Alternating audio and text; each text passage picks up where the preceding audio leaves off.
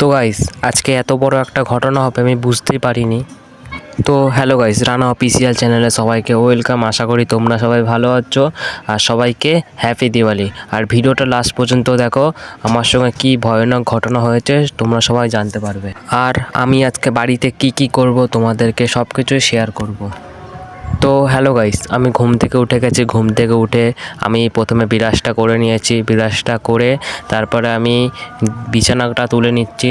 তোমরা হয়তো ভাবছো আমি কেন বিছানা তুলছি, বাড়ির লোক কেন তুলছে না।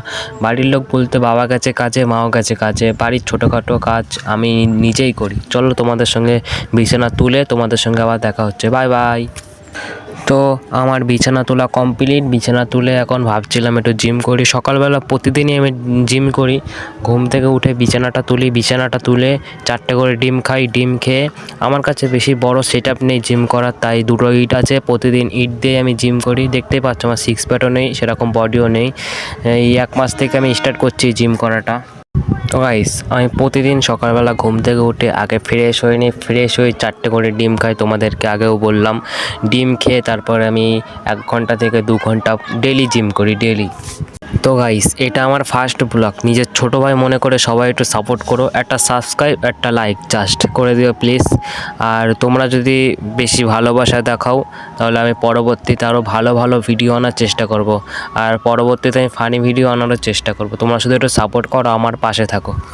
একটা ভাই আমাকে কমেন্ট করেছিল তোমাদের কি মন্দির আছে। এটা আমাদের মন্দির, ছোট হলেও এটা আমাদের কাছে অনেক বড় একটা মন্দির।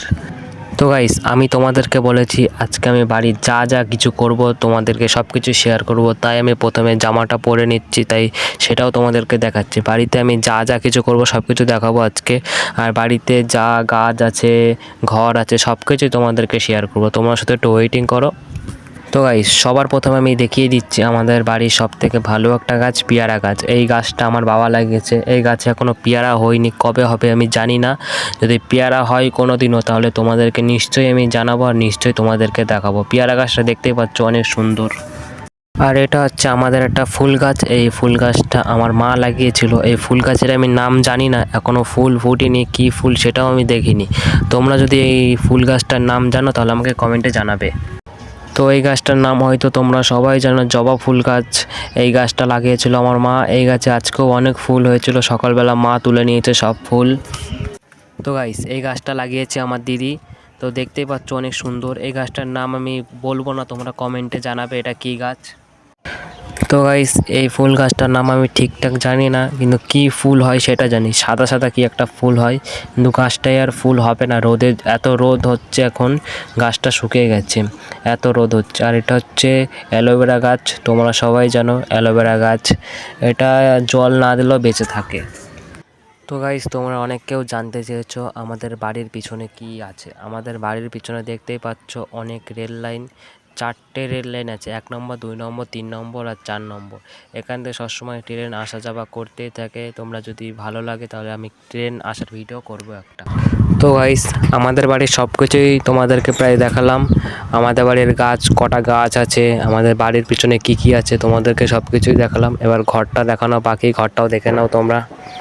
তো গাইস তোমাদেরকে সব কিছুই দেখালাম, ঘর দেখালাম, গাছ দেখালাম, ঘরের পিছনে কী আছে সব কিছুই দেখালাম। এবার বিকাল হয়ে গেছে, আমি আর আমার বন্ধু একটা গঙ্গার পাড়ে চলে যাচ্ছি। গঙ্গার পাড়ে ঘুরতে যাচ্ছি একটু, তোমাদেরকে দেখাবো ওখানকার লুক। গঙ্গার পাড়ে এখন বিকেলবেলা যাচ্ছি যাতে ওখানে সৌন্দর্যটা তোমাদেরকে দেখাতে পারি। তো চলো গঙ্গায় গিয়ে তোমাদের সঙ্গে দেখা হচ্ছে। তো ভাই এত সুন্দর জায়গা তোমাদেরকে বোঝাতে পারবো না, অনেক সুন্দর একটা জায়গা।